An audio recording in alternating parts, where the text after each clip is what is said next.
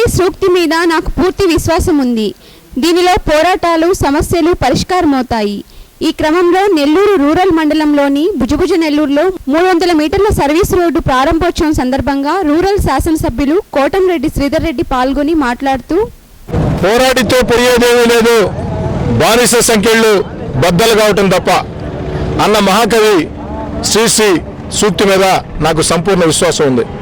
300 మీటర్ల service road లేక భుజభుజ నెల్లూరులో దాదాపు 20,000 మంది జనాభా నిరంతరం సమస్యలతో అనేక ప్రమాదాలతో కొంతమంది మరణించారు, చాలా మంది క్షతగాత్రులయ్యారు.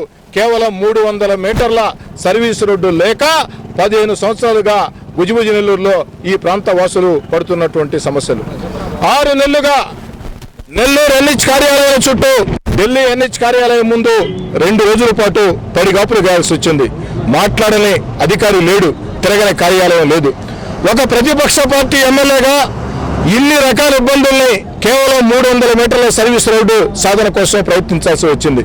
ఎట్టకేలకి అందరి కృషి ఫలితంగా అన్ని రాజకీయ పార్టీల సహాయ సహకారాలతో, స్థానిక ప్రజల సహాయ సహకారాలతో, అధికారుల సహాయ సహకారాలతో 15 సంవత్సరాలుగా భుజభుజ నెల్లూరులో 20,000 మంది జనాభా ఎదుర్కొన్నటువంటి ఈ సమస్య సర్వీస్ రోడ్డు ఈరోజు సాధించుకోవడం జరిగింది.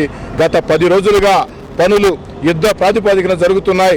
30 రోజుల్లో ఈ యొక్క సర్వీస్ రోడ్డుని పూర్తి చేసి ప్రజలకు అందిస్తామని భుజభుజ Nellore, Sundarayya colony, Kanuparthipadu cross road, Simhapuri hospital, NTR Nagar ఈ యొక్క జంక్షన్ల వద్ద బైపాస్ రోడ్లో అండర్ బ్రిడ్జీలు, పూర్తి స్థాయి సర్వీస్ రోడ్లు ఏర్పాటు చేసి తీరాల్సిందే.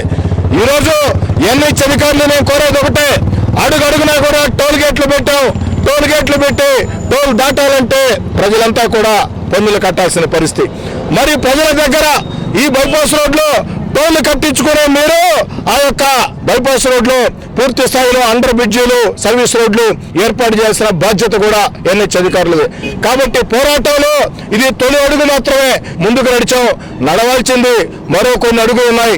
ఆ అడుగులు కూడా 3 రకాల పోరాటాల ద్వారా, సమయంలో చర్చలు, ఈ పోరాటాలు 3 కలగలిపి 3 ద్వారా త్రిముఖ వ్యూహం ద్వారా, పోరాటం ద్వారా ఖచ్చితంగా పూర్తి స్థాయిలో అండర్ బ్రిడ్జీలు, సర్వీస్ రోడ్లు కూడా సాధిస్తామని తెలియజేసుకుంటూ ప్రతిపక్ష పార్టీ ఎమ్మెల్యేగా నేను చాలా సంతోషపడుతున్నాను.